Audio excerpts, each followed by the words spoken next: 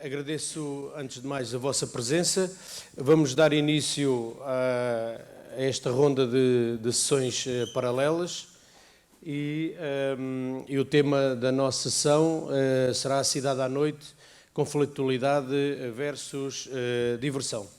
Vamos ter vários oradores para esta temática, portanto, temos 60 minutos para fazer as apresentações e depois termos algum espaço de debate no fim, para perguntas, respostas. Agradeço aos oradores que possam ser o mais objetivos e concisos possíveis nas vossas apresentações. Começaria também por me apresentar, visto que vou ser o moderador deste painel.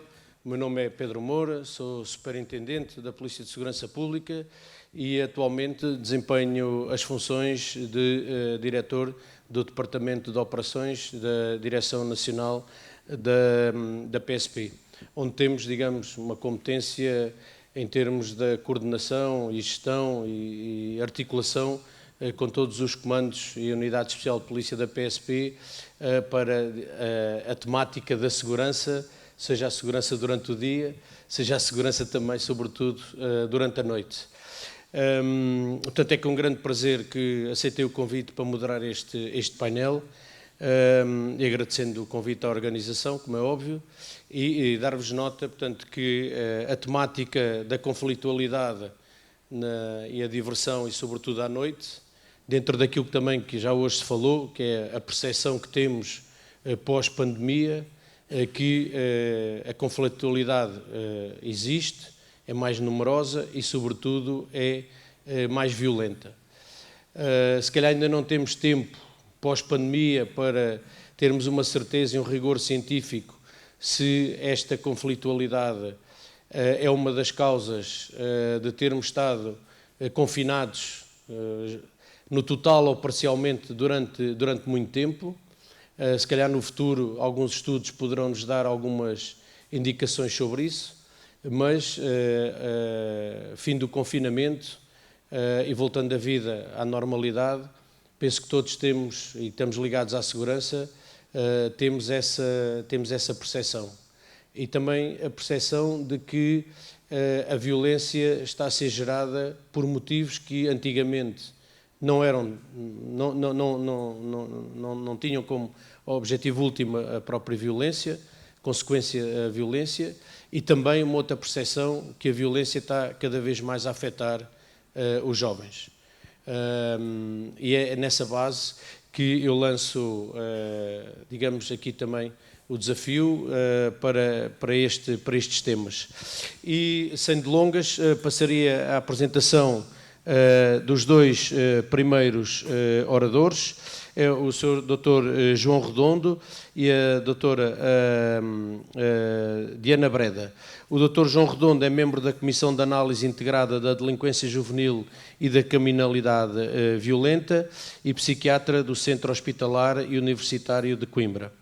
A Sra. Dra. Diana Breda é administradora hospitalar e presidente do Conselho Diretivo do Hospital Arcebispo João Crisóstomo, em Cantanhede. Srs. Doutores, the floor is yours. Thank you.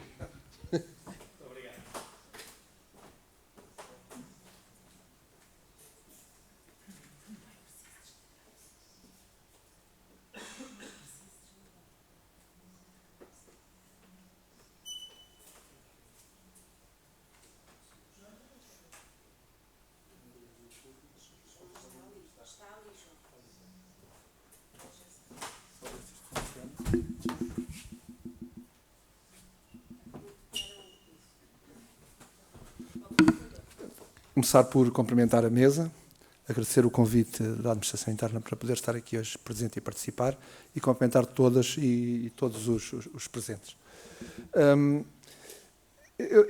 Dizer-vos que nesta Comissão eu represento a Coordenação Nacional das Políticas de Saúde Mental, e esta mensagem é clara de que a saúde e a saúde mental em especial é vosso parceiro. e é por isso que eu aqui estou, com as polícias e com as forças de segurança, com a judiciária, enfim, são companheiros de longa data, assim como o sistema judicial, como vão ver, e é um pouco disso que vos vamos falar. A doutora Diana Breda está aqui também comigo, porque foi administradora do Serviço de Psiquiatria e houve um projeto que desenvolvemos entre 2018 e 22, que iremos falar um pouco depois sobre ele.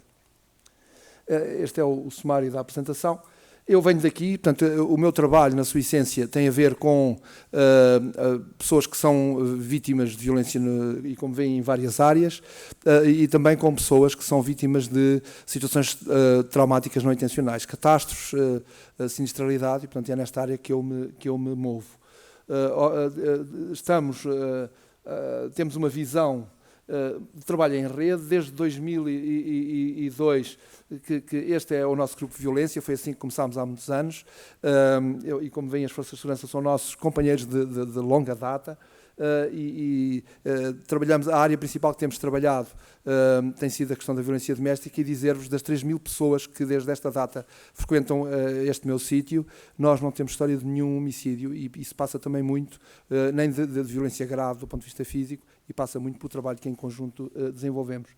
Percebendo que a escola era um sítio também muito importante para se poder a prevenção, porque os meninos muitas vezes são os primeiros sintomas da disfuncionalidade de uma família. Estamos a falar de tudo aquilo que acontece antes, porque as coisas, quando chegam a vós, como já foi sublinhado, já não é bom sinal. Portanto, criámos a rede escola contra a violência.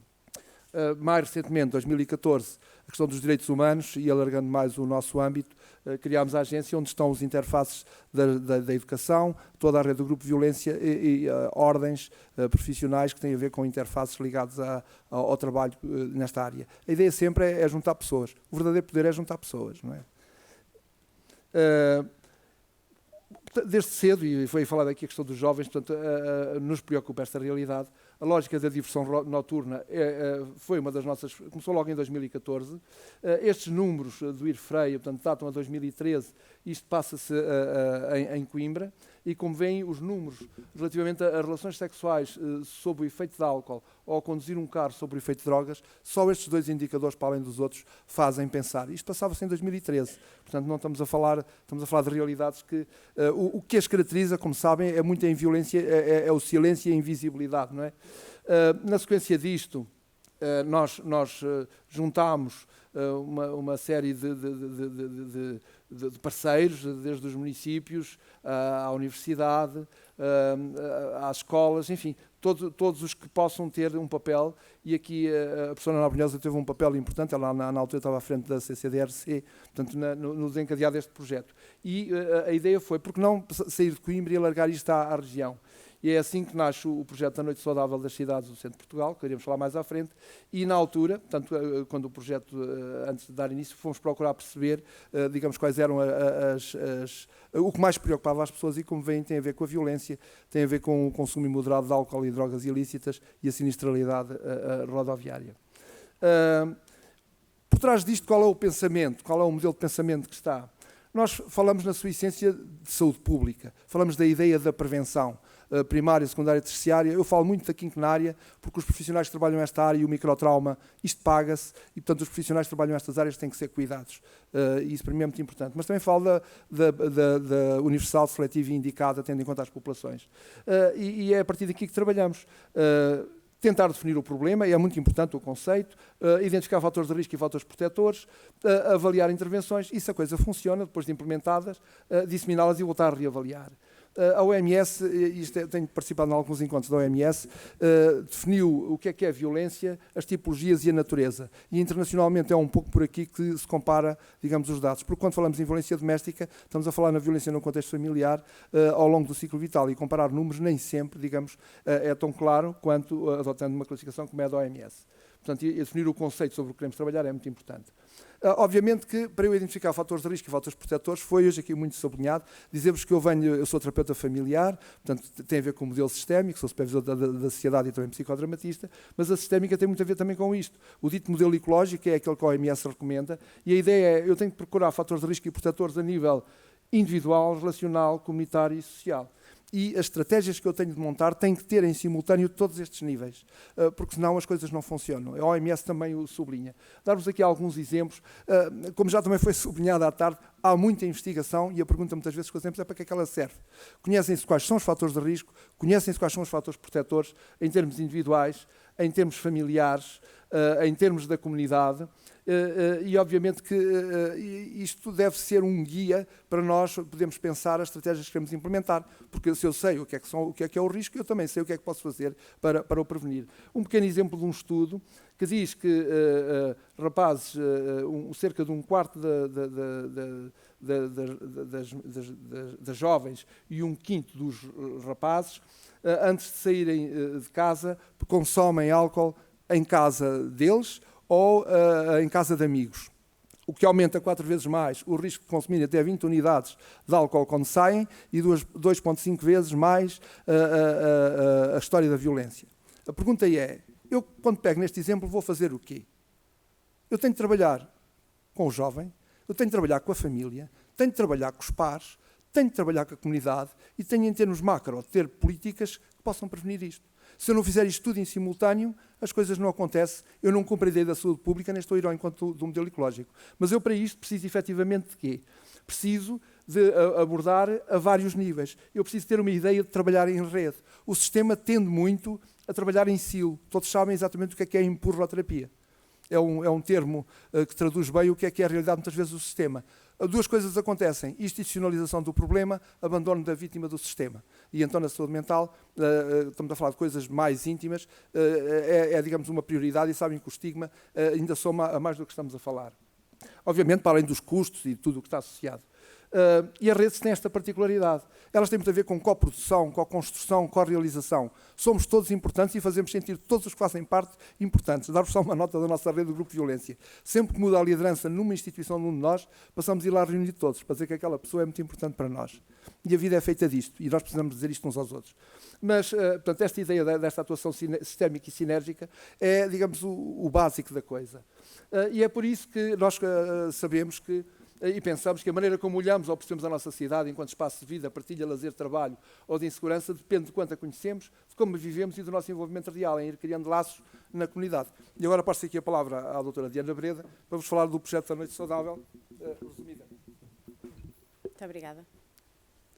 Vou baixar isto um bocadinho. Então, ia falar-vos um bocadinho do que é que foi este projeto de Noite Saudável. Eu vou-me eximir de explicar porque é que uma administradora hospitalar está metida nisto, mas é porque tem assim uns amigos muito interessantes. E também eu não posso, quero sempre, enfim, declaração de conflito de interesses. Na verdade, era porque era mãe de adolescentes, que agora são jovens adultos, e uma vez estava a analisar uns dados do Hospital Pediátrico aqui em Coimbra e percebi que havia várias dezenas de intoxicações etílicas, algumas outras de outro género. Portanto, estamos a falar dos 0 aos 18 anos, e que não era dada nenhuma resposta, eu diria, consistente a estas pessoas. Portanto, nós normalizámos todos como sociedade aquele acontecimento como se fosse normal e fizesse parte de um crescimento saudável. E então as áreas-alvo que identificámos, o João já falou um bocadinho, o Dr. João Redondo já falou um bocadinho disto, foram a violência, a sinistralidade rodoviária e este consumo imoderado de álcool e de drogas ilícitas. Houve 25 municípios aderentes e que se envolveram connosco e nós com eles, e isto foi uma enorme aprendizagem profissionalmente, não é? Porque nós reunimos com todos eles e também ouvimos o que tinham para nos dizer, e por isso foi mesmo um projeto que nós achamos de co-construção e de co-criação, e foi entre 2018 e 2021, arrastou um bocadinho para 22, todos sabemos porquê, aliás, a situação, a pandemia, trouxe-nos enormes problemas, porque este projeto era muito presencial, era muito de estar com as comunidades, de estar com os jovens, de tentar intervir. Enfim, os dados, vamos-los sabendo, não é? Este da sinistralidade rodoviária é aquele dado que persiste, apesar de tudo, aqui em Portugal e no mundo todo, é um grande problema, é uma das grandes causas de morte de jovens, nomeadamente rapazes, a sinistralidade rodoviária em todo o mundo, e podemos ver, não é? O próprio custo económico aqui envolvido, e esta perspectiva para mim como gestora também é importante vender isto também aos decisores é que há também um apor económico de evitar todas estas situações, como sabemos. Estamos a falar daqueles números, obviamente, muito graves e também desta questão desta população de jovens entre os 18 e os 24 anos ter cerca de 30% mais acidentes de viação graves do que o resto da população. Portanto, não é um problema dos homens, é um problema dos jovens mesmo. Eu tinha que dizer esta, não é? Não podia fugir. E depois esta questão aqui, que são dados da ANSR, que a maior parte dos acidentes que envolvem jovens ocorrem dentro das localidades e durante a noite e madrugada, sobretudo aos fins de semana, e, portanto, há uma leitura quase direta nas conclusões que podemos tirar aqui. Depois, ninguém me disse nada. Vocês não estavam a ver nada. Ok, pronto, mas enfim, agora vamos para o abuso de substâncias, o anterior era este, mas enfim, abuso de substâncias, entre 2005 e 2014, nós vivemos isto também nas urgências do hospital, os médicos relatam que antigamente conseguiam perceber qual era a substância que estava em causa e hoje não sabem, nem a conseguem detectar. Em 9 anos, 450 novas substâncias psicoativas. E depois, como sabem, conforme o grau de pureza, há também um risco-perigo muito maior para o próprio utilizador, isto a médio e a longo prazo, e estes dados são do Centro de Prevenção e Tratamento de Trauma. Relativamente à violência, portanto, sabemos que a violência praticada por pessoas jovens é uma das formas mais visíveis, falámos disto hoje, ao longo do dia, penso que se falará mais também amanhã, e considera a OMS que não só os jovens são as vítimas, como são os perpetradores destes tipos de violência e que a violência nesta fase de ciclo de vida, adolescência, jovem adulto, pode ter depois consequências graves noutras formas de violência posteriormente na vida das pessoas. E depois também as culturas que não oferecem alternativas não violentas para resolver conflitos têm estes indicadores mais elevados de violência juvenil. Agora, quanto aqui aos municípios aderentes, este foi o nosso projeto. De facto, contámos com a CCDRC para financiá-lo. Houve reuniões presenciais várias vezes, como vos digo, com todos estes 25 municípios e nós mantivemos a nossa outra atividade, parecendo que não, e, portanto, há alguma dispersão geográfica, mas, como vos digo, foi talvez um dos projetos profissionalmente mais interessantes em que estivemos envolvidos, em que estive eu envolvida. A população-alvo, já falámos disto por causa da perspectiva com que olhamos para estes problemas, são os jovens, mas também são as famílias e também é a comunidade, e estes potenciais interfaces na vida dos jovens, aquilo que o Sr. Ministro da Administração Interna hoje chamou os fatores de coesão da sociedade, a saúde, a educação, as forças de segurança, todos somos poucos para mudar esta realidade. E a redução de riscos não é um investimento, é um custo. Portanto, temos que envolver aqui, faltou aqui o Sr. Ministro da Saúde na sessão da manhã. Quanto a objetivos do nosso projeto, obviamente eliminar fatores de risco, ou reduzir estes fatores de risco, potenciar os fatores de proteção, reforçar a resiliência, a capacidade de resposta, estimular o trabalho em rede e promover, disseminar boas práticas. Também já ouvimos falar de quase todos estes aspectos até agora. Quais são os princípios desta nossa intervenção? Abordagem em rede multidisciplinar, multissectorial, mobilizar a comunidade, envolvê-los, só assim se faz co-construção, se as pessoas se sentirem envolvidas, se apropriarem destes nossos projetos, e aqui ligamos ao 4, estes laços com as iniciativas locais relevantes. Nós tentámos muito dar luminosidade e visibilidade a projetos que já existiam nestas autarquias e nestes locais. Intervenções baseadas na evidência, mas estando abertos também à inovação, esta perspectiva do dever de cuidar, não ser indiferente, e o foco na segurança e na saúde dos locais de vida noturna.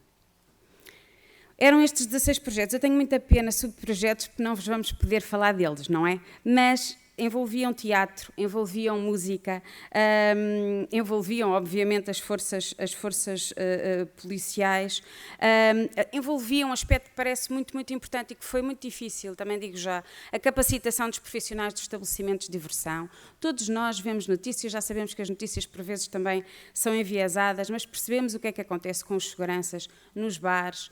Quem tem filhos, é quase impossível que nunca tenha ouvido falar de pelo menos uma história com eles ou com amigos deles e, portanto, nós também não podemos ser indiferentes. Tentámos muito trazê-los para o barco e isto estava ligado com aquela questão de um selo, uma espécie de selo de qualidade que um bar poderia ter se as suas pessoas fossem formadas em algumas áreas. E o João quer que eu diga que a prevenção pode ser universal, seletiva ou indicada e que também trabalhamos muito neste empoderamento da comunidade. O projeto foi avaliado, tivemos avaliadores externos, investigadores, com experiência na prevenção e na intervenção, consultores nacionais e internacionais convidados, mas a minha favorita pessoal era mesmo este conjunto de jovens, porque vale muito pouco a pena estar a definir políticas públicas se nós não envolvermos os alvos dessas políticas e, portanto, esta questão pareceu-nos muito, muito importante e eles davam-nos grandes novidades, com ideias muito brilhantes que nós tínhamos e que eles achavam que eram absolutamente ineficientes. Fizemos também esta análise SWOT, enfim, já disse aqui, talvez focar-me mais nas dificuldades, por vezes sermos vistos como uma ameaça para algumas instituições e o pouco interesse, já referidas, dos agentes de recreação noturna e também esta dependência de políticas locais, mas que se houver uma visão mais nacional pode ser ultrapassada também. E esta questão da saúde pública, que é sempre uma novidade um bocadinho diferente nestes temas, não é bem uma novidade, mas é um bocadinho diferente nestes temas. Então, assim, a jeito de conclusão, dando nota deste impacto terrível que teve a Covid também neste projeto, o que nós queríamos e quisemos e continuamos a querer é potenciar laços, redes entre profissionais e serviços de cada comunidade, dar visibilidade, quebrar estes pactos de silêncio que nos parecem muito perniciosos a todos os níveis, fornecer mais competências, dar competências aos profissionais, trabalhar nas dinâmicas da prevenção, obrigada, promover e disseminar boas práticas, reforçar a capacidade de resposta das comunidades e, mais uma vez, reforçar os fatores protetores e diminuir os fatores de risco. Era isto. Muito obrigada.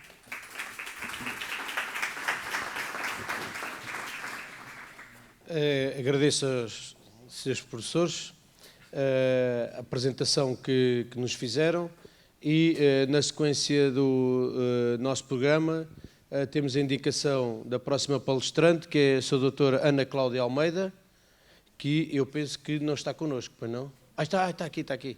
Ok. Ok, muito bem. Bem-vinda. A sua doutora Ana Cláudia Almeida é diretora da Movida do Porto, certo? Certíssimo. Bate certo, não é? Então, desde 2015. Faz favor, Eu vou só tem a pôr palavra. aqui o cronómetro a contar, por respeito aos tempos todos. Muito obrigado. Portanto, olá, boa tarde. Portanto, sou a Ana, desde 2015 sou diretora da Movida do Porto. Eu venho sem rede, portanto, e até calha bem, porque todos os temas que já foram tocados, eu também vou falar deles aqui. Se calhar o meu trabalho é uma perspectiva um bocadinho diferente, porque este trabalho da gestão da Movida foca muito os conflitos que existem entre os moradores e os estabelecimentos.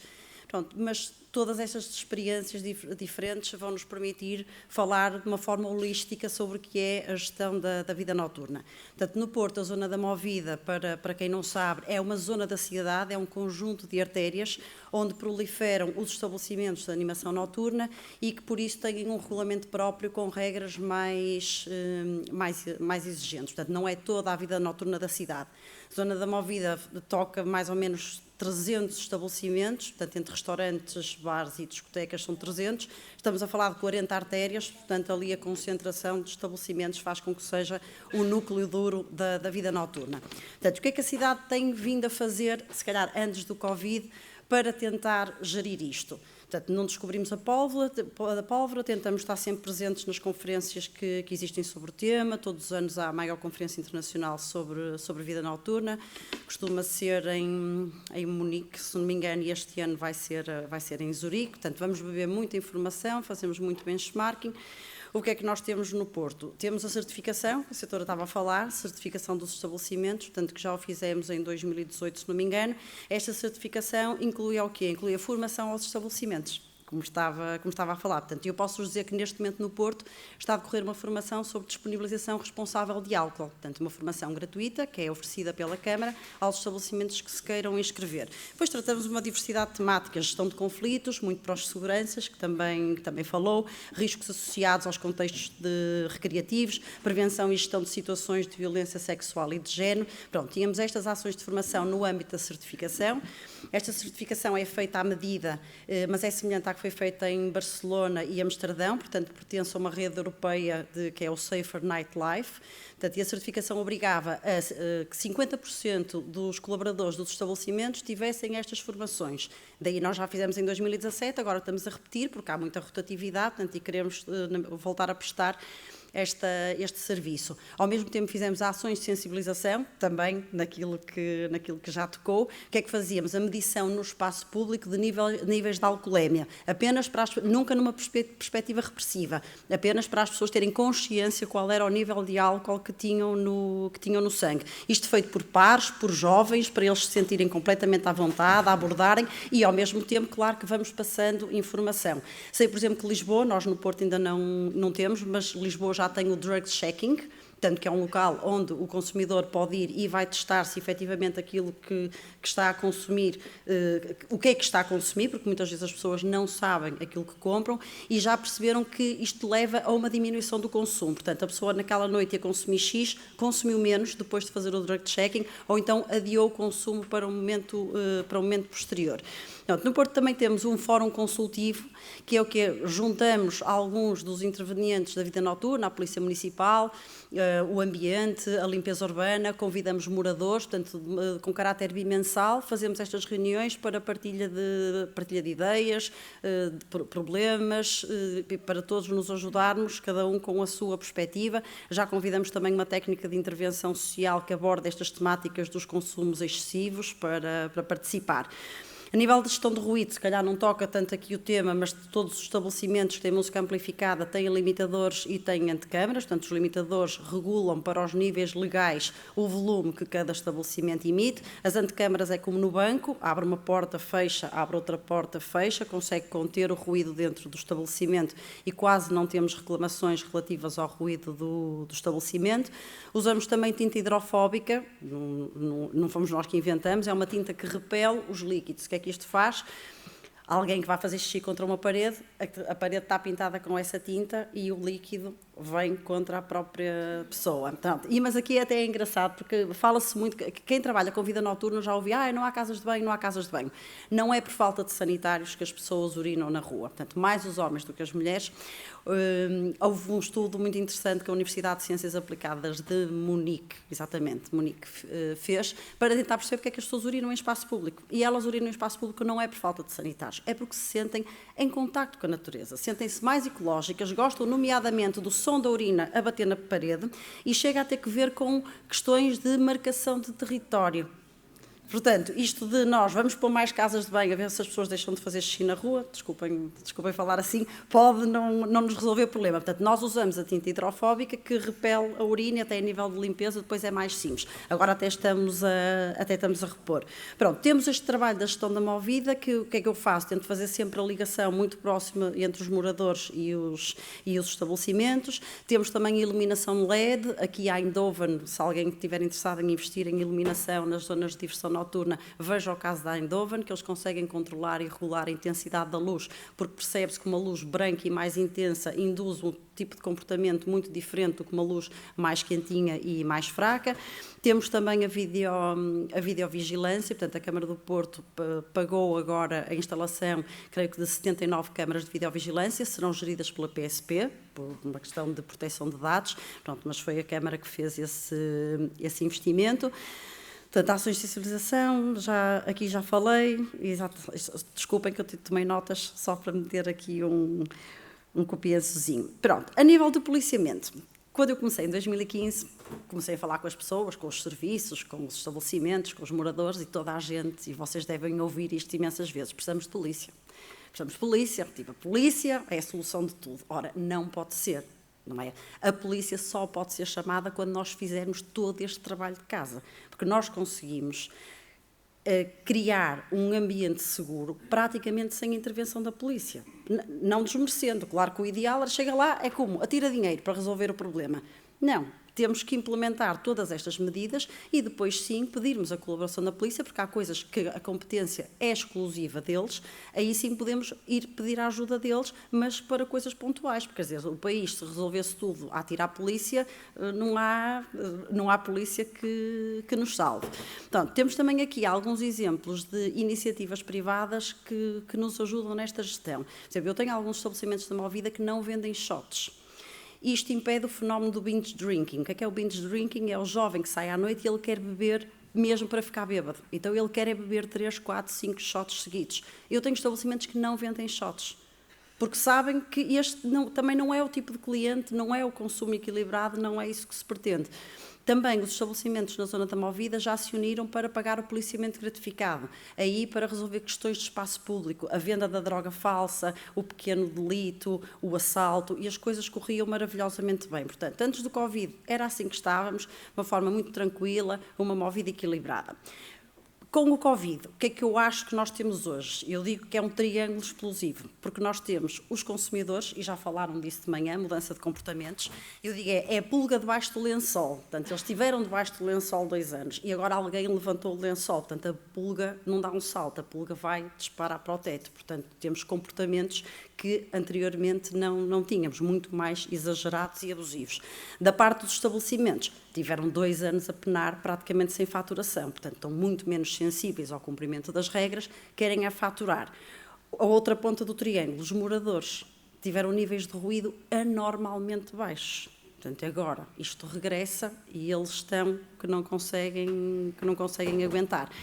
E os pequenos delitos no espaço público são, efetivamente, da minha percepção, não tenho números também, mas da minha percepção, são muito mais do que aquilo que nós tínhamos. Portanto, está tudo a regressar e está tudo a tentar compensar aquilo que perdeu. O que é que eu acho que se pode fazer? Não é? Porque isto é o que nós temos e temos é que pensar que soluções é que temos. Para além de reforçar todas estas ações que já falamos para trás, nós anteriormente já fizemos um folheto informativo para os utilizadores da Movida, que temos informações úteis como os transportes públicos, mas também temos quais são os estabelecimentos que são certificados, quais são os comportamentos que nós desejamos que as pessoas tenham no espaço público.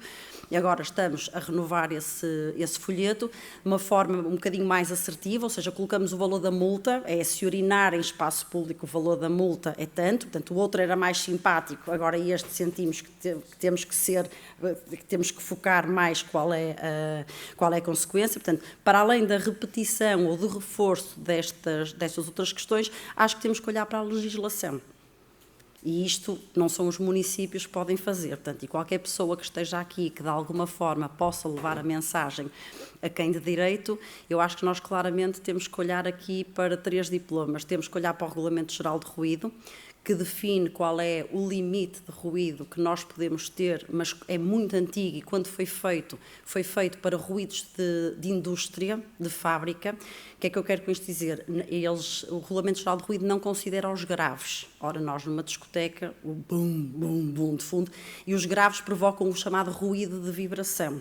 Portanto, é preciso olhar para o Regulamento Geral de Ruído e adequá-lo ao ruído que nós temos nos dias de hoje. É preciso olhar para o licenciamento zero, portanto, temos que perceber, um bar para abrir vai à internet, preenche, imita a guia de pagamento, paga a taxa e abriu. É preciso olhar para isto. Eu não digo simplesmente proibir o licenciamento zero nas áreas de diversão noturna, eu creio que isso não chega.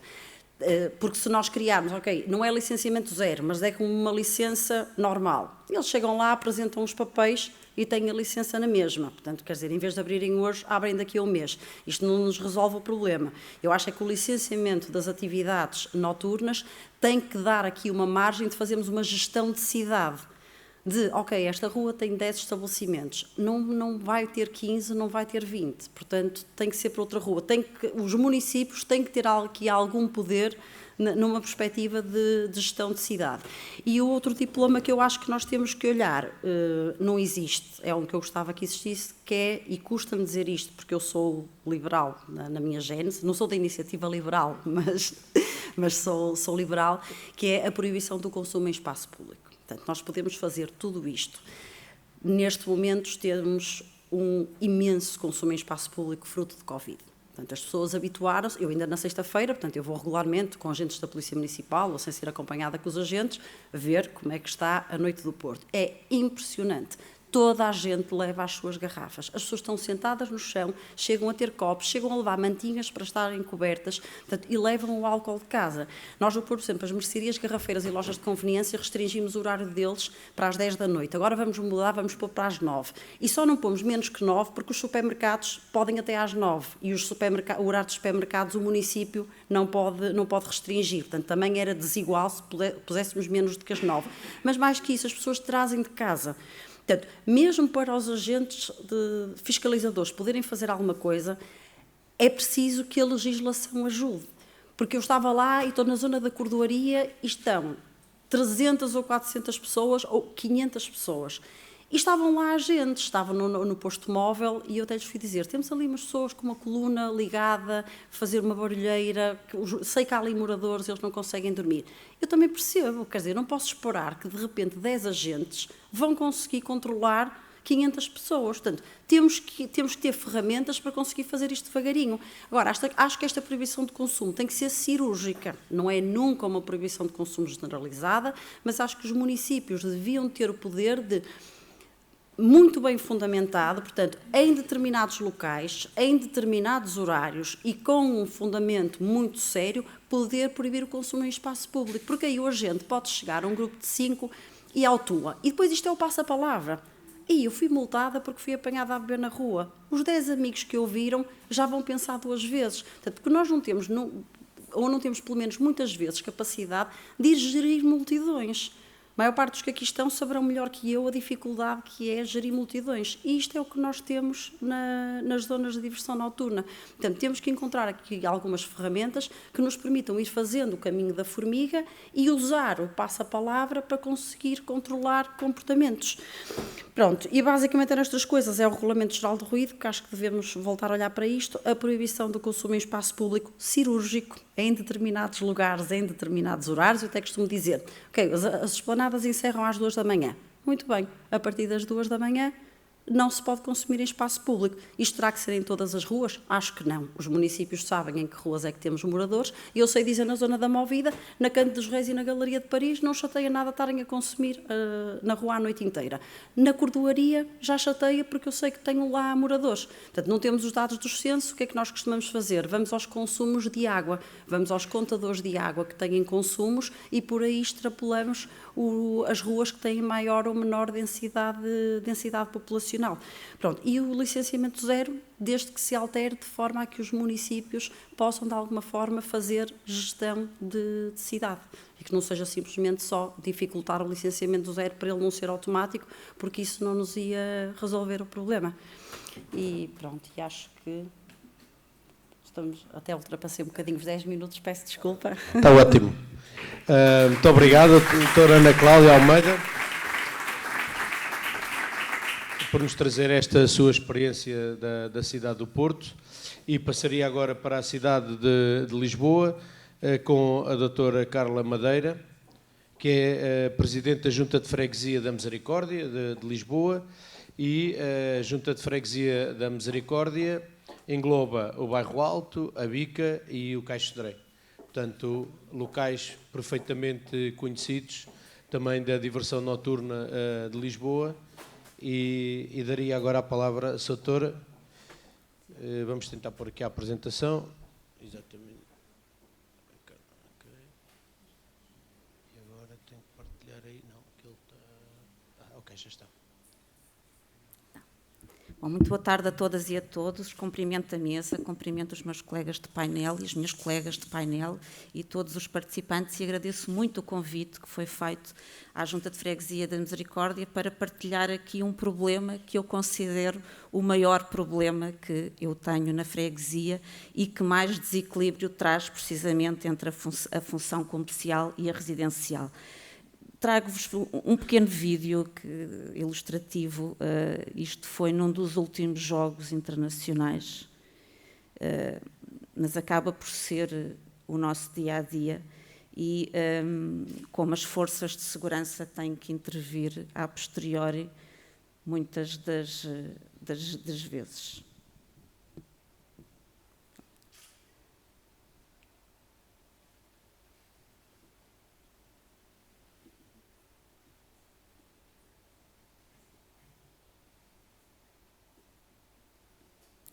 Obrigada.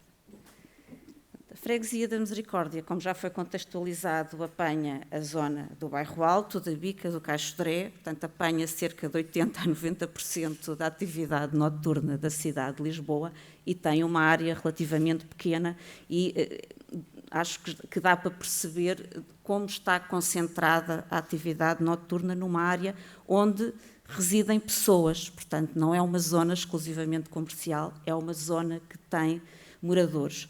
É uma zona que historicamente tem muita diversão noturna, o Bairro Alto tem 500 anos, é uma zona que tradicionalmente é conhecida precisamente pela diversão noturna, pelos jornais que tinha, por toda uma atividade boémia que teve, não só na zona do Bairro Alto, como também da Bica e do Caixo de Dré, onde temos casas históricas, casas de fado, aqui só a título de exemplo, o Faia, o Luso, as discotecas Frágil, Tóquio, Jamaica, só algumas das mais emblemáticas. O que é diferente desde há uns anos atrás a esta parte? É que existiu durante décadas, para não dizer séculos, uma sã convivência entre todos, entre comerciantes, visitantes, residentes. Portanto, todos conviviam de forma saudável com todos estes usos, algo que deixou de acontecer de uns anos a esta parte. Começou a existir, efetivamente, uma enorme procura de diversão nesta noite. Começaram a abrir muitas casas noturnas nesta zona da cidade.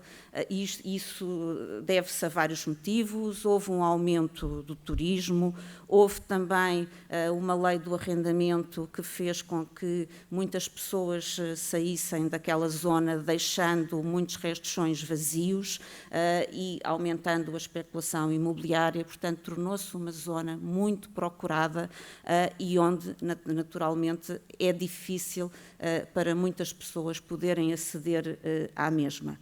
E, portanto, está instalada em toda aquela zona uma economia noturna que tem impactos económicos e sociais, impactos positivos, naturalmente, mas tem impactos negativos também. A nível dos impactos económicos positivos, a dinamização económica, o empreendedorismo, o crescimento económico que é feito, portanto, isto é notório, a economia cresce em toda aquela zona e só teve um pequeno abrandamento durante o período da pandemia e isto, naturalmente, acaba também por originar uma arrecadação de receitas para o Estado, uma vez que isto dá origem a mais impostos. Qual é que é o outro lado da moeda? É que isto também traz aumento de custos, nomeadamente para as entidades públicas, aumento de custos com a segurança, a nível de policiamento, videovigilância, mais fiscalização, a nível do Serviço Nacional de Saúde, como já foi aqui falado, os comas alcoólicos, por exemplo, que existem. Tudo isto é mais despesa do nosso Sistema Nacional de Saúde, que é pouco falado, mas que temos que falar, já para não falar de todas as atividades diárias, a nível da higiene e limpeza e a nível da manutenção do espaço público. A fotografia em cima é uma fotografia do Bairro Alto, portanto, o nosso Bairro Alto, nos melhores dias, fica assim, porque isto implica, de facto, muita higienização de toda esta zona e isso tem custos, naturalmente, já para não falar no vandalismo que é feito. A nível social, permite a criação de emprego, um aumento dos rendimentos, um melhor acesso aos produtos e bens. Depois, a parte negativa é que tudo isto traz uma grande diminuição da qualidade de vida dos moradores, os moradores passam a sentir-se mais inseguros, deixam de conseguir dormir e isso traz consequências quer económicas para eles, porque eles têm que se levantar cedo no dia seguinte para trabalhar e os filhos têm que ir à escola no dia seguinte, e falamos tanto em atividade económica, também é preciso falar nesta, que as pessoas que residem nestes bairros também trabalham, e toda a degradação da saúde mental que daí advém, a privação do sono, a violência e os vários conflitos que trazem, para além do próprio vandalismo e degradação do espaço público e privado também, que muitos moradores sofrem muito com todo este vandalismo. Portanto, como eu já referi, estes custos financeiros trazem um aumento da despesa pública, porque é necessário as entidades públicas aumentarem os seus recursos humanos, não só a nível das forças de segurança, como as autarquias têm que o reforçar a nível dos seus trabalhadores do espaço público e da higiene urbana, nos equipamentos, e estes equipamentos são todos muito caros, uma pequena varredora custa 75 mil euros e, portanto, são brinquedos, como eu costumo dizer, muito caros, e tudo isso é um custo público que é pago com os nossos impostos. O vandalismo que é feito, e é muito, implica uma reparação do mobiliário, e tudo isto traz custos muito grandes para as autarquias onde estes espaços noturnos estão, e se me pedirem para pôr na balança se traz, o que é que traz mais, esta atividade traz mais receita em termos de impostos ou traz mais custos, eu sinceramente eu não sei. Eu, como a nível da Junta de Freguesia, lido sobretudo com os custos que esta atividade tem, é para eles naturalmente que eu olho mais.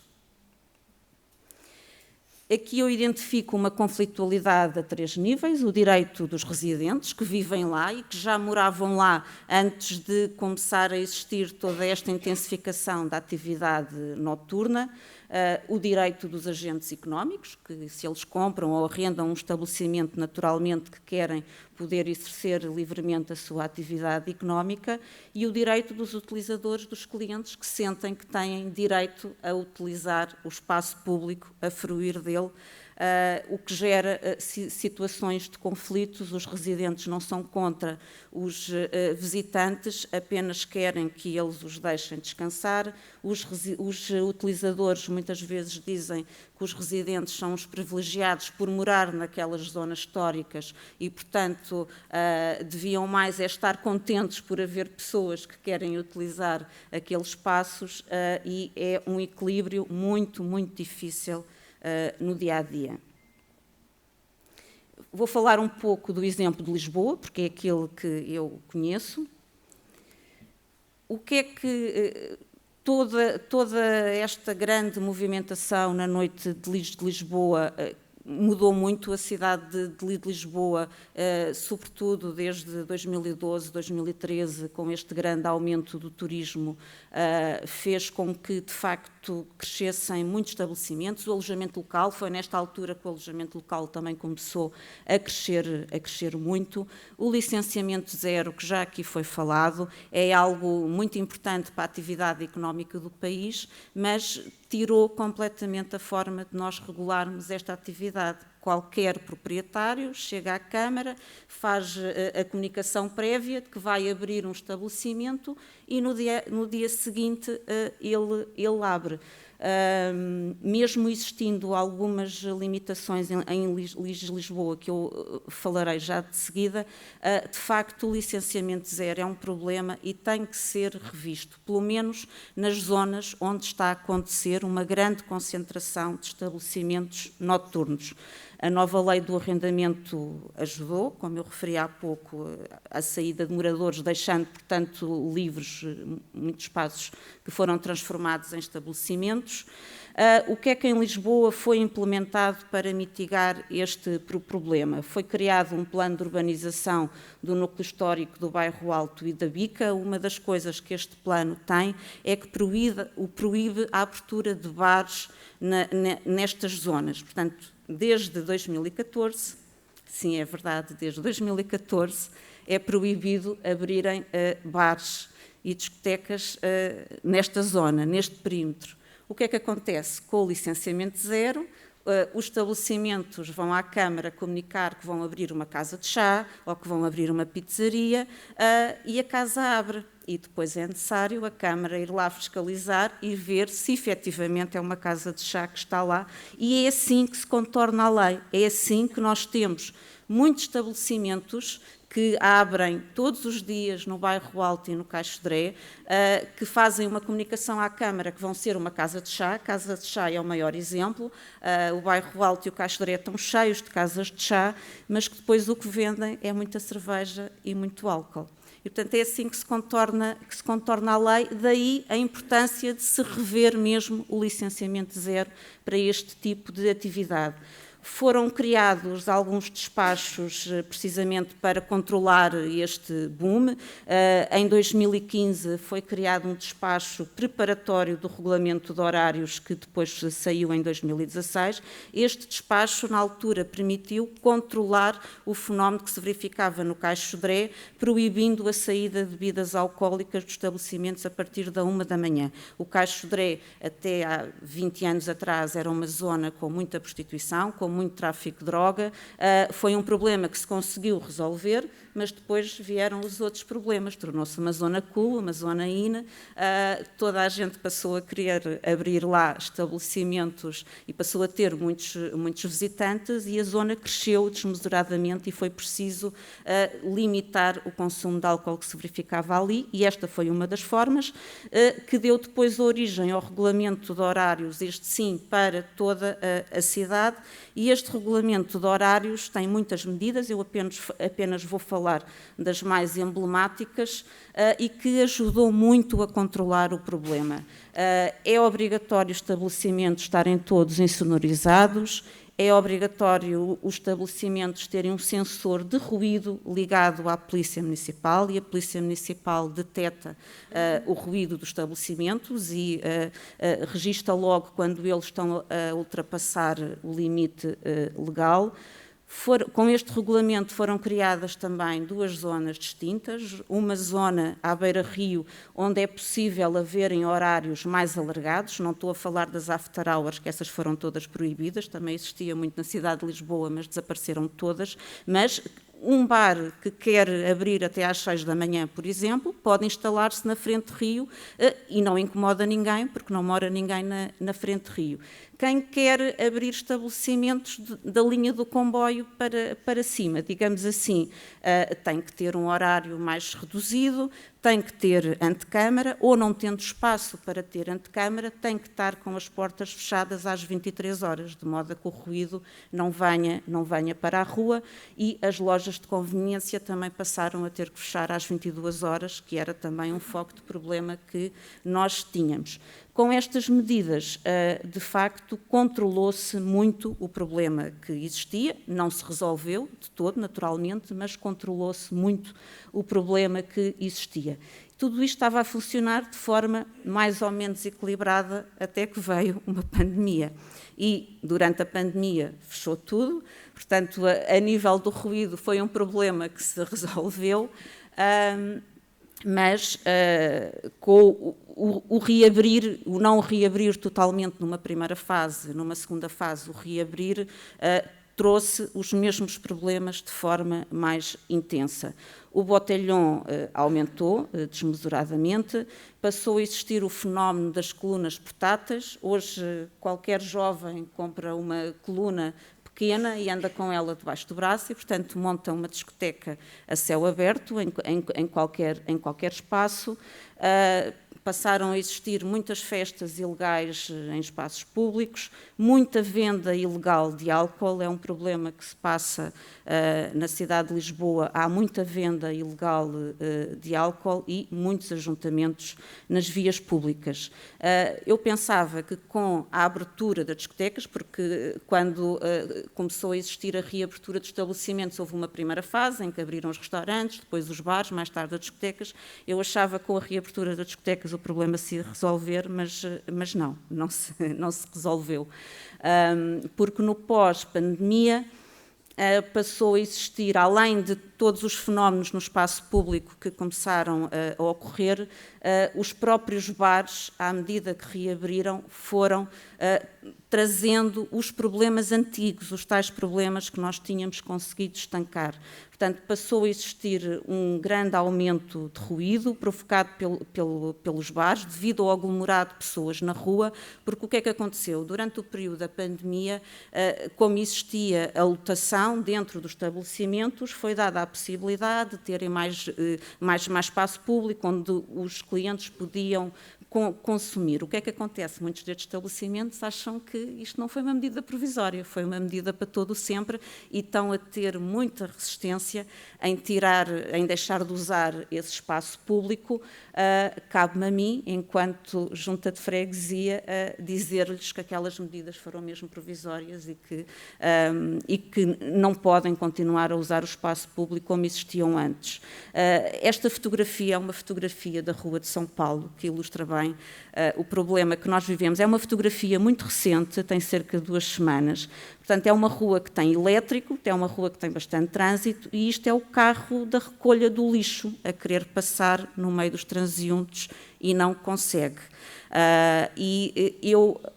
Isto para mim é completamente inqualificável enquanto responsável autárquica local. Eu não posso aceitar que exista uma normalização de uma situação destas.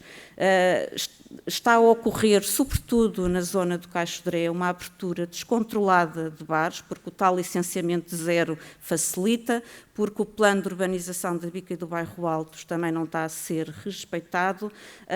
Temos, por um lado, os comerciantes a querer recuperar o que perderam economicamente no período da pandemia de uma forma rápida, temos os utilizadores a quererem sair.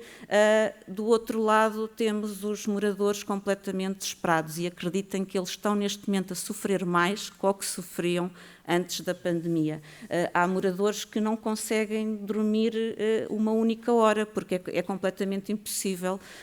Quando o ruído começa a diminuir, está na hora deles se levantarem para ir trabalhar e dos filhos deles irem para a escola. E existe uma revolta muito grande por parte de todos, porque há um grande sentimento de impunidade, mesmo por parte dos comerciantes que cumprem, porque naturalmente o que nos preocupa são os comerciantes que não cumprem, mas nós temos muitos comerciantes que cumprem e que querem continuar a ter um comércio de qualidade nestas zonas da cidade e que estão a ter muita dificuldade em conseguir fazê-lo. O que é que, a meu ver, resolve o problema, ou pelo menos contribui para a resolução do problema? É preciso nós aplicarmos restrições horárias. No caso do Regulamento de Lisboa, isso está previsto. Não é só aplicar multas, porque numa noite eles ganham o dinheiro para pagar aquela multa. Portanto, isto não vai lá com multas. A minha experiência diz que isto vai lá com restrições horárias de muitos dias, não é ter uma restrição horária num dia ou ter menos uma hora durante toda a semana, é mesmo estarem muitos dias fechados ou com grande redução de horária.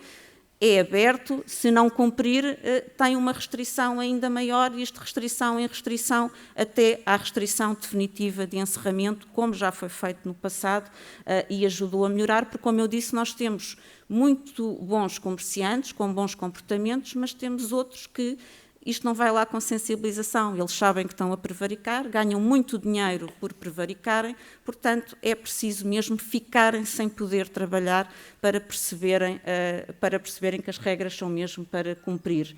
Criar uma norma travão, ou o que lhe queiramos chamar, para abrir mais discotecas. O tal plano de urbanização da Bica e do Bairro Alto é uma boa ferramenta, mas acho que se deve criar algo idêntico ao que foi criado em Lisboa com o alojamento local. As zonas onde existir um determinado número de estabelecimentos, em que se estiver a ultrapassar, não podem abrir mais. E depois é preciso fiscalizar mesmo para ver se não está lá um café, ou uma gelataria, ou uma casa de chá.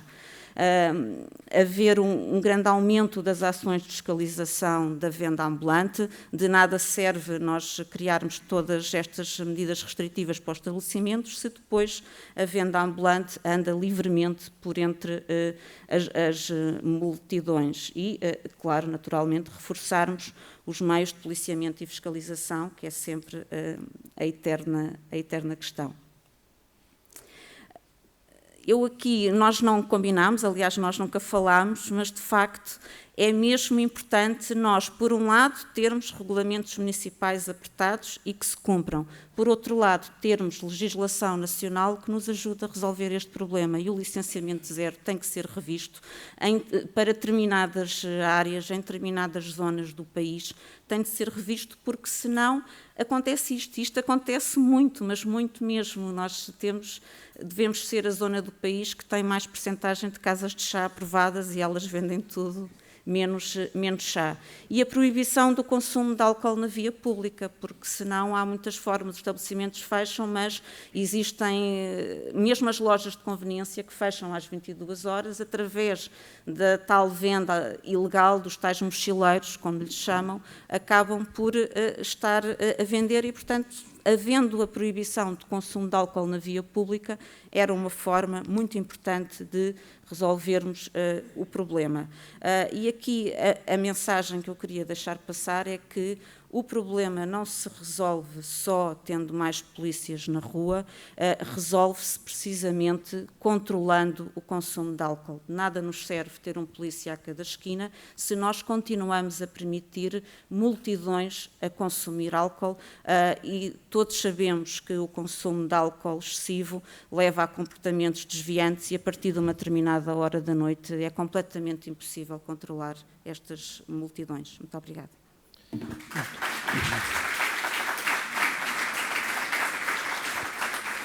Muito obrigado, Sra. Presidente da Junta de Freguesia da Misericórdia. Passaria para o último dos nossos palestrantes neste painel, é o Sr. Tenente-Coronel Pedro Nogueira, é da Guarda Nacional Republicana, comandante do Grupo de Intervenção da Ordem Pública da Unidade de Intervenção da GNR. É também licenciado e mestre em Ciências Militares, mestre também em Comunicação, Organização e Novas Tecnologias. Ao longo da sua carreira já desempenhou várias funções relacionadas com o treino, formação e também funções operacionais, quer a nível nacional e a nível internacional. Sr. Tenente-Coronel, faz favor, tem a palavra. Muito obrigado. Obrigado, Sr. Superintendente. Obrigado pela introdução. Cumprimento também, naturalmente, aqui os meus colegas de painel e, naturalmente, a audiência. Fico com a ingrata tarefa de ser o último, o que é também, por um lado, um privilégio, sobretudo porque julgo que vamos perceber que, apesar das diferentes perspectivas e áreas de trabalho, curiosamente temos aqui vários aspectos que se tocam. E acho que isso é de todo interessante quando falamos em olhar para o futuro e procurar, de uma forma coletiva, abordar estes problemas que nos preocupam. Agradecer o convite, é efetivamente um tema que nos preocupa a todos, que preocupa as nossas cidades e, sobretudo, que afeta a segurança, e não só a segurança e o bem-estar dos nossos cidadãos. Vou falar-vos um pouco sobre o que é o modelo de intervenção de polícia que a Guarda tem adotado em várias áreas, mas mais em particular no que diz respeito à cidade de Albufeira. E para isso passar por 4 elementos que consideramos chave. No fundo, a valorização do que são alguns desafios atuais de insegurança, a valorização do que são as dinâmicas que vamos desenvolvendo de intervenção policial, a forma como nós nos organizamos em diferentes níveis de emprego de forças e o desenvolvimento daquilo que nós chamamos uma perspectiva alargada do uso da força. Tudo ingredientes que, no fundo, vemos refletidos de uma ou de outra forma no modelo de policiamento que temos adotado na cidade de Albufeira, sobretudo no que diz respeito às áreas de diversão noturna. Dizer-vos que, de facto, é ingrato e até redutor falarmos hoje em dia em zonas rurais e zonas urbanas, porque, de facto, os ilícitos praticam-se de uma forma transversal, com grande mobilidade, eu diria até no mundo digital e também mobilidade no mundo físico. E, portanto, temos que ter esta capacidade para, antes da pandemia, durante a pandemia, após a pandemia, adaptarmos a tipologia do serviço policial às necessidades, as estruturas, os processos, os mecanismos, porque, de facto, o mais importante para nós tem que ser perceber quais são, efetivamente, as necessidades das pessoas. E as pessoas esperam das polícias, de uma forma geral, respostas para os seus problemas de segurança. E esse deve necessariamente ser o nosso enfoque diário. Claro que é importante responder, é importante ter capacidade de resposta, mas, sobretudo, e eu acho que temos falado muito disso aqui, é fundamental antecipar, estar a montante e, se possível, prevenir. No fundo, evitar que os problemas de segurança afetem as rotinas do cidadão, porque isso é a máxima expressão daquilo que todos nós conhecemos como liberdade e segurança, eu diria. Bom, em termos de organização dos tais níveis que vos falei de forças, eu destacaria que nós organizamos os nossos modelos de policiamento por 4 níveis. Um nível local, um primeiro nível de contacto direto com o cidadão, de policiamento geral, e depois um segundo, terceiro e um quarto nível de maior músculo ou de maior especialização em termos policial. Diferentes capacidades, diferentes tipologias de impacto junto do cidadão, diferentes âmbitos local, distrital, regional e nacional. E, no fundo, é da combinação destas valências, de um primeiro nível, que é a porta de entrada às pessoas, que é o posto territorial, as diferentes especialidades, que é o primeiro responsável pela segurança local, o segundo nível, que nós caracterizamos sobretudo como o conceito de intervenção rápida, é um nível do comando territorial, um nível distrital, o primeiro nível de uma força mais musculada que procura diariamente dar o apoio ao patrulheiro. Se a situação se complica, efetivamente, não conseguimos prevenir, estamos a tentar conter, precisamos de apoio para resolver. E é este primeiro nível de músculo que aparece. Depois, um nível, que é o nível pelo qual eu sou responsável atualmente, e que, no fundo, tem uma atuação a nível nacional, que diz respeito à intervenção de ordem pública. Situações mais complexas, eventos mais complexos, operações de risco, de médio risco e de elevado risco, mas também ações de prevenção e policiamento especial que nós vamos ver traduzidas, por exemplo, na área noturna de Albufeira. E um patamar, o quarto patamar, um patamar de maior especialização que diz respeito a situações de elevada perigosidade, complexidade e risco, por exemplo, nomeadamente, ações de contra-terrorismo. Bom, falar de segurança é também falar, na nossa abordagem, aquilo que é um dos temas-chave, que é a presença e o uso da força. E aí nós temos procurado nos últimos anos consciencializar os nossos militares para uma abordagem que chamamos de mais alargada. Procuramos montar um modelo de uso da força que seja simples, intuitivo, naturalmente baseado na decisão do elemento de polícia que está na rua, porque quem está no local é que tem que tomar decisão, muito focado na transparência da decisão, da atuação, e daí o fator de advertência, além do elemento legal, a questão da comunicação do cidadão, e no fundo é este fator que vai sustentar um dos, nós dizemos que é o pilar principal deste nosso modelo alargado. Nós costumamos dizer que o uso da força é uma opção do adversário, do oponente, da pessoa com quem estamos a lidar. E a opção é dele por um simples motivo. Nós queremos garantir a segurança do local, nós queremos resolver um problema, a forma como o vamos fazer é de quem está do lado de lá. E, portanto, nenhum elemento de polícia, eu diria, tem gosto, satisfação, prazer, chamemos-lhe o que quisermos, em ter uma atuação mais musculada. E este deve ser, em rigor, o princípio base de todos os elementos das forças de segurança.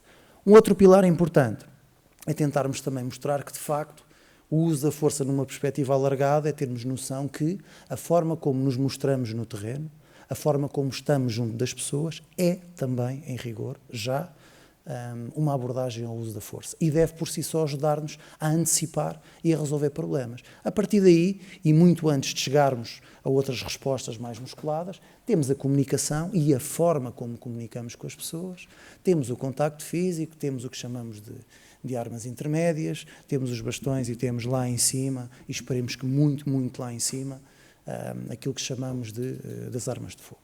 Bom, e no fundo, estes são os ingredientes que nós procuramos projetar nos modelos de policiamento.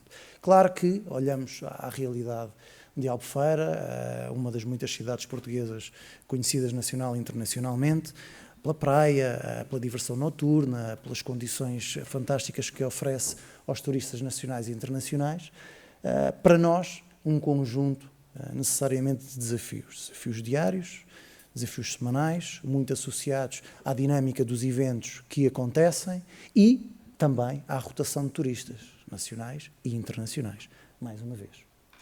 Dizer-vos que a cidade de Albufeira tem cerca de 44 mil habitantes, em época baixa aumenta 10 vezes mais o número de turistas, em época alta chega a aumentar 25 vezes mais. Ora, por aí percebemos os desafios que todos os interlocutores que trabalham nesta área enfrentam, não só em termos de segurança e bem-estar, mas também em termos do que é a gestão do próprio espaço público. Ora, como é que organizamos o modelo de policiamento? Temos uma regra geral e temos as outras situações mais específicas. E a regra geral é que o policiamento da cidade de Albufeira está entregue àquilo que nós chamamos de primeiro nível de emprego operacional. O posto territorial, o patrulheiro, o policiamento geral e as áreas de especialidade que estão associadas. E em cenários ideais, é assim que devemos resolver os problemas. Como diziam os meus colegas, aliás, vários referiram, a solução não pode ser, nem nunca poderá ser, ter um elemento de polícia a cada esquina. Não é? Portanto, o modelo de policiamento que nós pretendemos edificar tem também que ter essa consciência. O número de polícias será sempre finito. Numa situação geral, temos o tal segundo nível de intervenção rápida que garante de uma forma móvel o patrulhamento, o apoio ao patrulheiro nas situações que por si só eles não são capazes de resolver. E depois temos a situação excepcional, não é? Época alta, períodos festivos, período de verão. E aí, de facto, a nossa opção tem sido por assumir uma posição de dissuasão mais forte. E isso tentamos através da projeção de forças que chamamos de terceiro nível, forças de intervenção de ordem pública, complementando a sua presença com outros meios de patrulhamento, seja meios sinotécnicos, a utilização dos cães, seja meios a cavalo, seja patrulhamento de ciclo, seja o patrulhamento combinado, que implica termos aqui alguns dos nossos colegas internacionais, de Espanha, de França e de Itália, para nos darem o apoio naquilo que é a interação diária com o turista internacional.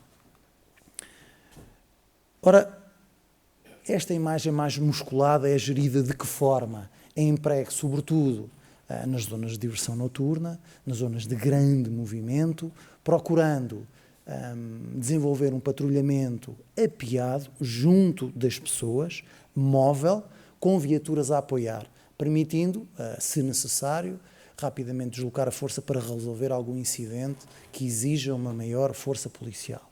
Por um lado. Por outro lado, antecipar e evitar os problemas. Pela sua presença, pela forma como comunicamos com as pessoas, dissuadir a que haja conflitualidade, a que haja efetivamente a prática de ilícitos, sejam contraordenacionais, sejam criminais.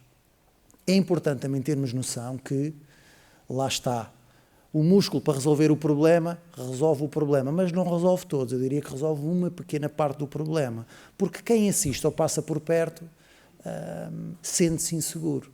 Não sabe o que é que se passou, nem sabe qual foi o resultado final, porque quando há problemas afasta-se. Portanto, já não conseguimos evitar esse sentimento de insegurança. Por outro lado, a maior parte dos crimes são crimes semipúblicos e exigem o direito de queixa. E quando falamos de turistas, nacionais ou internacionais, muito provavelmente no dia a seguir ou 2 dias a seguir regressam a casa e não vão exercer o direito de queixa. Tanto do agressor como do agredido, não é? Porque às 2x3 acorda no outro dia de manhã com mais ou menos o efeito do álcool e quer arrumar as malas e regressar a casa e esquecer o que se passou naquele dia. Mas o sentimento de insegurança fica lá. E, portanto, o nosso músculo que foi capaz de resolver o problema não o resolveu em rigor, porque o ideal seria que ele efetivamente não tivesse acontecido. E, no fundo, é esta a dinâmica, é esta a retórica que nós procuramos implementar, naturalmente, conscientes que nem sempre o conseguimos.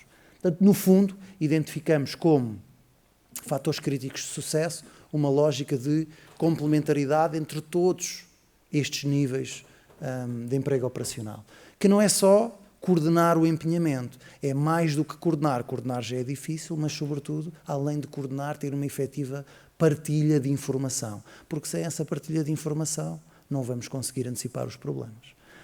Mais do que isso, ter os meios no terreno e ter um processo de tomada de decisão ágil. Estes meios estão colocados sob responsabilidade, neste caso, do Comando de Faro, nomeadamente através do comandante do destacamento de Albufeira. De outra forma não seria possível. Existiam os meios, mas não existia uma cabeça capaz de os utilizar, de ajustar, de os empregar de uma forma flexível.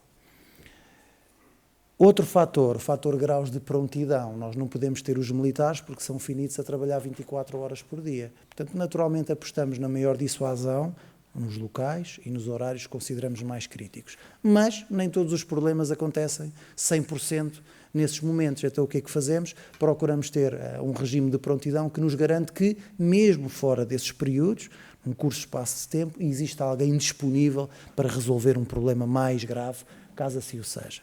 E a ligação às entidades. Vimos aqui várias entidades que, no fundo, lidam com esta questão da segurança e do bem-estar da diversão noturna. A ligação ao município tem que ser permanente, não só coordenando e trabalhando ao nível da formação com as polícias municipais, sempre que também nos solicitam essa parceria e que nós, naturalmente, estamos disponíveis. Quanto mais próximos estiverem, mais fortes seremos, naturalmente. Por outro lado, o desenvolvimento dos sistemas de videovigilância do espaço público é indiscutível que são uma mais-valia no sentido de evitar, não só, mas também responsabilizar. E, por outro lado, a coautarquia trabalhando em permanência naquilo que é a gestão do espaço público. Sabemos que o ambiente e o espaço público informa o comportamento. Portanto, antes devemos pensar, ajustar e perceber de que forma é que o podemos condicionar de forma favorável. Em jeito de considerações finais, a dizer-vos que, de facto, falar de desafios de insegurança e dinâmicas de intervenção policial não é uma questão de retórica, é uma questão de eficácia e de eficiência, é uma questão de segurança e de bem-estar, e as duas estão associadas. Dizer que, de facto, para nós, a dissuasão, a prevenção, e isso passa muito pela comunicação na rua com o cidadão, é essencial evitar a intervenção policial, sobretudo a mais musculada, porque ela vai deixar marcas, como aqui expliquei.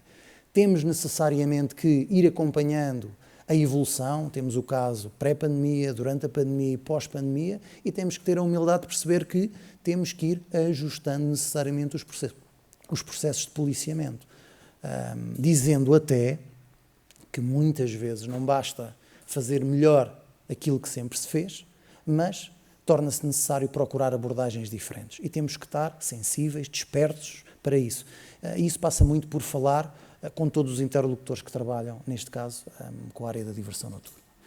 E é fundamental que haja responsabilização contra a ordem nacional e criminal. E, no fundo, é também uma matéria que já foi aqui abordada também pelos vários palestrantes. No fundo, é um bocadinho como o cubo mágico, é ir procurando, de uma forma resiliente, alinhar esforços para tentar que o impacto seja sempre positivo para a segurança e para o bem-estar dos nossos cidadãos. Não tenho dúvidas que a qualidade da resposta policial condiciona a segurança e o sentimento de segurança das pessoas. E aproveitava também para deixar aqui, eu tinha aqui duas, mas vou acrescentar um terceiro, porque efetivamente esta nem é a versão do PowerPoint mais atualizada que eu tinha. E já falámos várias vezes aqui esta tarde. Primeiro, estamos cientes que a forma como se promove o turismo tem efetivamente um impacto nas pessoas que temos no nosso país e nas questões da conflitualidade e da segurança. Portanto, efetivamente, esta, para nós, é uma questão. Segundo aspecto, videovigilância na via pública, indiscutivelmente, contribui, não só para a responsabilização é importante, mas também aquilo que mais nos preocupa e que é o nosso foco, evitar os problemas. E um terceiro aspecto, com o qual lidamos também diariamente e que é um dos fatores que potencia a conflitualidade e a insegurança, o consumo de bebidas alcoólicas na via pública. Sr. Superintendente, e assim sendo e procurando não me alongar nesta apresentação... Ok, muito obrigado, Sr.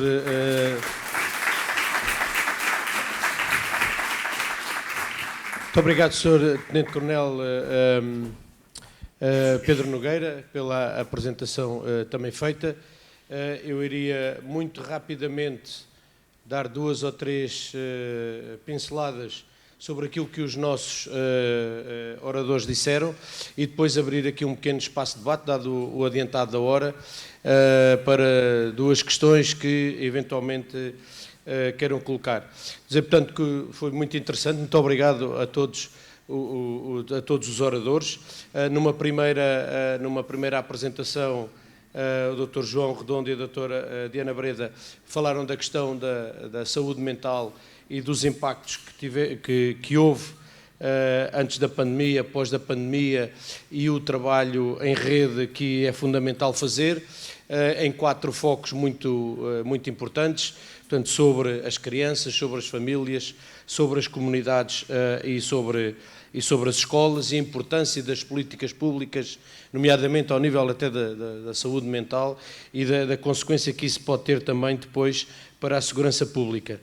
E depois a Soutora, na sua apresentação, falou-nos do projeto da Noite Saudável nas cidades do centro de Portugal, onde muitos dos municípios aderiram a esta iniciativa, com focos também de intervenção sobre o consumo do álcool e de substâncias psicotópicas, outras substâncias estupefacientes e ilícitas. Um foco também muito importante nas consequências destes consumos sobre a sinistralidade rodoviária e sobre a violência. Depois tivemos 2 apresentações, a doutora Ana Cláudia Almeida, da cidade do Porto, a doutora Carla Madeira, sobre a cidade de Lisboa, problemas muito semelhantes, relacionamento entre os moradores e as pessoas que se querem divertir, o problema entre os comerciantes que querem cumprir e os comerciantes incumpridores, sobretudo esta dinâmica entre uns e outros, se assim posso dizer, e o equilíbrio que se deve atingir. Depois também um ponto comum, e pelos vistos não combinaram uma com a outra, a questão do licenciamento zero, que necessita de ser revisto, e também a proibição do consumo do álcool na via pública, como uma nova medida restritiva, cirúrgica, aplicada em determinados períodos temporais e em determinadas ruas. E depois tivemos, por fim, uma apresentação feita pela Guarda Nacional Republicana, onde, com o caso concreto e um caso de estudo da cidade de Albufeira, onde o Sr. Tenente-Coronel focou a sua apresentação sobre os desafios da insegurança, a dinâmica da intervenção policial da Guarda Nacional Republicana, os níveis de emprego da força, num modelo global do uso da força, sempre na perspectiva de prevenir e evitar problemas. Na sua parte final da apresentação, e aqui também muito interessante verificar que do lado das forças de segurança as preocupações são muito semelhantes com o caso das próprias autarquias, a questão do consumo das bebidas alcoólicas na via pública, a questão do controle da violência da via pública e da dissuasão e prevenção da criminalidade através da adoção de sistemas de videovigilância, e algo depois também muito importante para a Guarda Nacional Republicana, a questão do conceito relacionado com a promoção do turismo, conceito esse que se pretende seja um conceito de qualidade, um turismo de qualidade, o que muitas vezes depois esbarra na realidade das ilegalidades e incivilidades que fomos falando aqui ao longo do nosso painel. Muito rapidamente, um breve resumo. Queria perguntar da audiência se alguém quer fazer alguma questão. Estou a ver um braço no ar. Se puder fazer o favor de se identificar brevemente e colocar a sua questão e, sobretudo, a quem é que a vai dirigir. Muito obrigado. Ora, antes de mais, boa tarde e agradecer ter-me passado a palavra ao Sr. Superintendente, lamentando não poder palestrar, porque foi-me confirmado que eu irei, em nome do meu sindicato, Sindicato Unificado da Segurança Privada, iríamos fazer uma pequena intervenção e, mais uma vez, entristece-me ver que colocam a segurança privada de lado. Eu, além de segurança privada, meu nome é Cláudio Ferreira e sou presidente do Sindicato Unificado da Segurança Privada. Além de ser presidente, sou segurança porteiro há 20 anos. Trabalho na Movida do Porto e entristece-me também. Há 7 anos que eu estou na Movida e nunca houve um convite endereçado aos seguranças porteiros ou a alguém para falar da sua experiência na rua, para tentar pronunciar-se sobre o que se passa. Eu lido há 7 anos, ou melhor, há 20 na segurança noturna, há 7 na zona da Movida do Porto, trabalho na rua Conde Vizela, e continuo a lamentar que se ouçam todas as autoridades, mas ninguém continua-se a olhar para o lado da parte da segurança privada. Relembro que nós somos 66 mil seguranças privadas em todo o país, somos mais que a PSP, GNR e Polícia Judiciária juntos. Eu sou a cara de 9.800 seguranças porteiros. Dizer que eu ouvi a doutora Ana Catarina Almeida falar de vários problemas da cidade, que já abordaram quase todas as entidades, mas nunca abordaram nenhum segurança porteiro. Eu sou o mais velho segurança porteiro na zona da Movida. É muitos que sou a pessoa a quem muitos seguranças porteiros colegas vêm pedir apoio e ajuda pelo meu passado. Tenho um passado não imaculado, mas quase imaculado, e agora como presidente pedem-me ajuda em várias versões. Também ouvi a doutora falar que normalmente chega-se a casa e há sempre jovens a contar de histórias de seguranças que agrediram. Mas eu remeto para uma citação que o Tenente Coronel falou, que normalmente os seguranças porteiros ou as forças de autoridade respondem ao quem está lá ou do lado de lá provoca. Porque eu posso dizer que em cada 10 situações com seguranças porteiros, provavelmente 9 são provocadas pela população. Desde a pandemia agravou-se muito o comportamento dos jovens, principalmente, e eu falo isto não como presidente, mas como segurança porteiro que trabalho semana após semana na noite. Todas as semanas há agressões a seguranças porteiros, todas as semanas há agressões a seguranças porteiros. O que estão a ver aqui foi uma tentativa de... Nós estamos agora, temos um fenómeno novo também no Porto, que é uns marroquinos e argelinos que andam lá a praticar o crime com facas, com armas brancas, tentativas de roubo, tentativas de agressões a seguranças porteiros. Isto foi eu na tentativa de ajudar um colega que estava a ser alvo de agressões dessas pessoas, e fui alvo de uma agressão na mão que me custou uma cirurgia, que me custou algum tempo em casa. Falar que também as estatísticas neste setor valem o que valem, porque, conforme falou o Tenente Coronel, muitas agressões são feitas a turistas, e os turistas no dia a seguir querem ir embora e não apresentam queixas. No Porto temos também um fenómeno que eu vejo que toda a gente barra para baixo do tapete, e eu já apresentei vários grupos parlamentares, já apresentei no Comando Metropolitano do Porto, já apresentei várias entidades, que é a comunidade da etnia cigana que nós lá temos com o tráfico de droga, que a mim, as pessoas às vezes vêm na comunicação social dizer que é um grupo de pessoas que trafica, que faz o tráfico de droga. Não é um grupo de pessoas. Neste momento temos à volta de 40 a 50 pessoas da etnia cigana a traficar. A mim dizem-me que não é tráfico, é burla, porque é folhas de louro prensado e outras coisas, mas eles também fazem o tráfico. Agora, as coisas parecem que vão mudar, até porque eu ouvi recentemente o Presidente da Câmara Municipal do Porto, o Dr. Rui Moreira, a dizer que recentemente foi alvo de uma tentativa de venda de droga na zona da Estação de São Bento. Normalmente nós só nos mexemos quando as coisas nos tocam a nós. Espero que haja agora uma consciencialização que há 7 anos para cá que eu tenho os mesmos ciganos, as mesmas pessoas a fazer o tráfico, e elas continuam lá e nada mudou. Dizer também um ponto que seria importante, se calhar, a doutora Ana Catarina ver, é a situação das garrafas. As garrafas não são só dos vendedores ambulantes, nem são só das pessoas, das garrafeiras.